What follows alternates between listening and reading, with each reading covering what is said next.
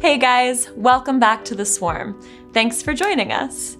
Today, we're taking a look at our president's polarizing plan to build a wall on our southern border from a sustainability perspective.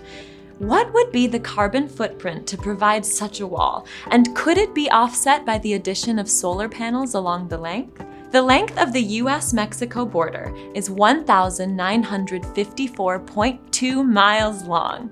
In a perfect world of Twitter promises, we would be able to construct a wall spanning that entire length and not worry about the 1,240 miles of the Rio Grande, 100 miles of the mountains east of San Diego, nor the density of housing and relocation costs along the California and Arizona stretch.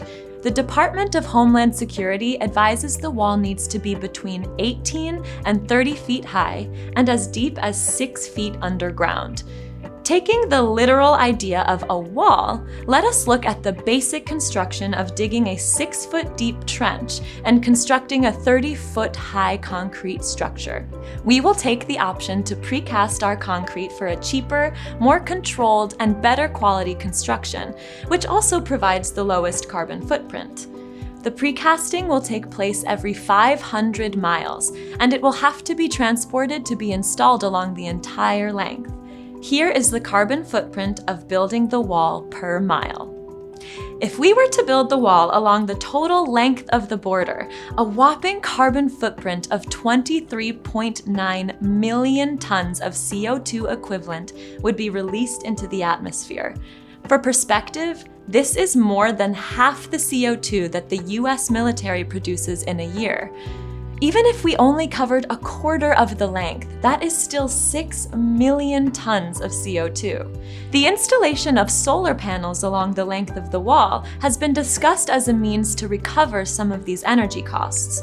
Fortunately, the Tropic of Cancer is below the border, so we can install the panels on the south side of the wall.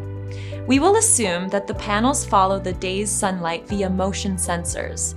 For this region, we found the available sunlight was 7 hours per day, including 120 sunny days and 150 partially sunny days.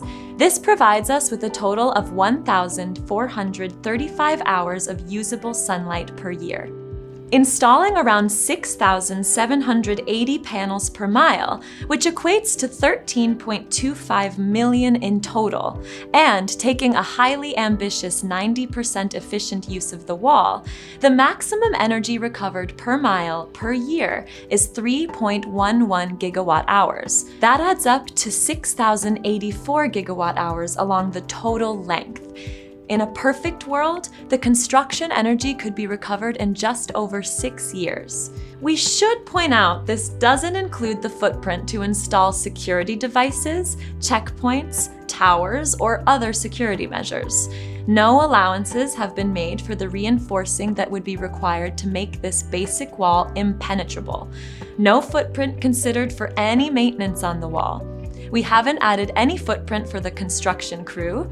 There are no fire sprinklers. We haven't added the footprint to fabricate and install the solar panels. We haven't added the footprint to maintain the solar panels, nor have we installed any infrastructure to get the energy into the community. And, as with most solar farms, there is a carbon footprint to the batteries required to store this energy. There is also consideration for the carbon footprint of the political debate and media coverage. A conservative estimation for just these additions would increase the emissions from constructing the wall by a factor of 3. Our approximation for a basic wall construction would require 95 million acres of forest to sequester the carbon emissions. There are 819 million acres of forests in the USA. Is anyone in the US comfortable committing 11% of the country's forests to building a wall? What if we planted 50,000 acres of trees along the border and fill the forest with an assortment of animals like bears, snakes, wolves, and cougars? That would deter more crossings than any wall could, and it will help sequester 46,000 tons of CO2 from the atmosphere. Of course, the carbon footprint is only one of the many issues facing a border wall. Once we understand the basics of sustainability ourselves, we can then challenge our leaders to look at all aspects of their powerful decisions. Thanks for joining us. See you next time.